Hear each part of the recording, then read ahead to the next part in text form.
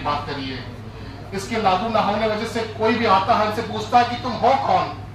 अरे जब पेशेंट का इलाज करते तुम क्यों नहीं आते हो? अरे आओ गाड़ी लेके जाओ उसको, तब क्यों नहीं आते हो? तब तो तुम आते नहीं हो। और जब आते किस लिए हो? कि हमसे पूछने आते हो कि कुछ खर्चा दोगे क्या? अरे मैं खुल के बात बोल रहा हूँ भाई, मैं भी होलसेलर हूँ, लेकिन मजबूरी है, नहीं बोलूंगा तो मैं फिर जिलाध्यक्ष किस बात का? मैं किस काम के लिए हूँ? मैं किसके लिए कि मेरा दूसरा वर्ष है। काफी चाहता हूँ थोड़ी लंबी बात हो जाएगी, लेकिन कृपया मुझे थोड़ा सा समय और दें। ऑनलाइन फार्मेसी क्या है आपको पता होगा ना? एक डिब्बा आता है और घर पे पहुंच जाता है। भाई साहब, प्रिस्क्रिप्शन दिया हुआ डिब्बा आता है और शेड्यूल्ड आपके टाइम से निर्धारित किया आता है। दवा पे 10 से 15-25% डिस्काउंट होता है। स्टोर वाला 8 घंटे ड्यूटी देता है और उस बंदे का डिब्बा घर पहुंच जाता है। अरे लाखों रुपए उधारी है। हमारे इसी साहब बैठे हुए हैं, पूछिए ग्रामीण में कितनी उधारी होती है, शरद जी से पूछिए कितनी उधारी होती है, ओमकार वर्मा से पूछिए कितनी उधारी होती है। गरीब आदमी आता है, कहता है कि भाई पैसे नहीं है। अरे दवा ले जाओ भाई, कोई बात नहीं, हम ये काम करते हैं, लेकिन पर्दे के पीछे रखा जाता है। अरे हम तो पूरी बात कर दूं तो बात सच है कि इमरजेंसी में कौन ड्यूटी देता है? बताएं तो कोई। उन्हें कभी सराहा गया आज तक? कभी सराहा गया उनको आज तक? मजबूरी काम कराती है, ना कोई रिवार्ड देता है, ना कोई अवार्ड देता है। भैया मैंने भी ड्यूटी करी, पूरी रात जगा। रात जगने के बाद एक बार तो ऐसा हुआ कि एक लड़की आई थी, 12 घंटे वो चिल्लाई। मैं उसके पास गया, मैंने क्या बात बिटिया? कचनार में एक डॉक्टर थे साहब, नॉन फार्मासिस्ट, मतलब नॉन रजिस्टर्ड थे, डॉक्टर नहीं थे। उन्होंने दवा दी।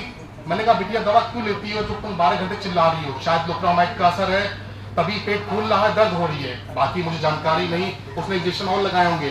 वो लड़की इतना करा रही थी, मैंने कहा बिटिया इलाज मत कराना। परिवार वालों से कहा, कह भैया मजबूरी है, हमें जाना पड़ता है। अरे मजबूरी है तो फार्मासिस्ट के पास आओ ना, घोषणा कर दीजिए कि फार्मासिस्ट पीपीआर 2015 लागू कराकर हमें इलाज करने का अधिकार मिले। सांसद जी आपसे कहना चाहता हूं, हम बेरोजगार थे, अब बेसहारा है।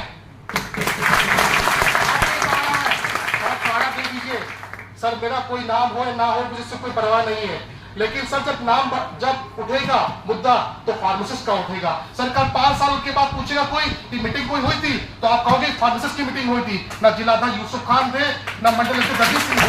आपने देखा होगा पंजाब में क्या हुआ, जब डॉक्टर की आवाज उठी तो जिसका बहुत निर्मम बात है, मैं पूरी बात खुल के नहीं कहूंगा। महिला के साथ जो बंगाल में हुआ, क्या हुआ?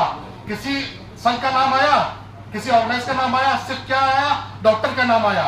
मैं कहना चाहता हूं कि आप इतनी ऊंची आवाज कर दीजिए, ना मेरी जरूरत पड़े ना हम लोग की जरूरत पड़े, जरूरत पड़े आपकी पड़े। आप फार्मासिस्ट होकर आप लोग आवाज उठाइए। हमारे राष्ट्रीय अध्यक्ष शशि भूषण जी, हमारे शिव कुमार प्रदेश अध्यक्ष जी लगातार दर भटक रहे हैं, लोगों के पास लेके जा रहे हैं कि सब हमारी आवाज सुन लीजिए।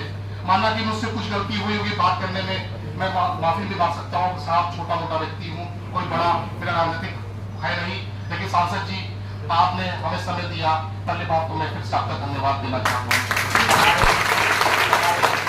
हमारे जिला प्रभारी फार्मेसी अधिकारी विजय गौर जी का धन्यवाद देना चाहता हूं कि उन्होंने सीएमएस से मुलाकात करने में हमारा पूरा साथ दिया। हमारे साथ ही जितना जिला कार्यकारिणी के, चाहे हमारे ऋषि साहब हों, चाहे हमारे आफ्ताब सर, हमारे मंडल कोषाध्यक्ष हों, हमारे सुखविंदर सर हों, इन्होंने जमीन तैयार करी है। फार्मेसी 2015 में जब लोग जानते नहीं थे तो ये लालबाग पे खड़े होते थे जाकर, कहते हैं अधिकार दो। आज उन्होंने हमको दिया है कि आप जाओ बात उठाओ। ये लखनऊ के मंडल अध्यक्ष हैं, सीतापुर के नहीं है। इन्होंने पूरा समय दिया। आज इनका कहीं अतिथि का नाम नहीं लिखा है, क्यों नहीं लिखा? कहते हैं सीतापुर के लिए हम सब कुछ करेंगे। मिश्रिक से आते हैं, पूरे दिन क्लिनिक बंद रहती है। 4 दिन से मेरी दुकान बंद पड़ी है। मैं आपसे झूठ नहीं बोलता हूँ कि मैं ज्यादा से दुकान नहीं खुलवाया, क्योंकि मैं बिल बनाता हूँ, लेकिन मैंने कहा नहीं, ये मेरे अधिकारों की बात है। अगर मैं आज नहीं करूंगा तो कब करूंगा? माना कि मेरी दुकान में नुकसान हुआ, मैं दिन रात लगी 12 बजे, 1 बजे, 2 बजे, 3 बजे रात को सोया, लेकिन मैंने कहा नहीं, अगर मैं अपने भाइयों के लिए नहीं बोल पाया, माना कि कोई मानता है कोई नहीं मानता है, उसकी बात अलग है, नहीं बोल पाया तो मैं किसके लिए बोलूंगा? आपसे सांसद जी फिर कह रहा हूँ, सहारा दीजिए हम लोग को, ना हमारा बहुत बुरा वक्त आने वाला है।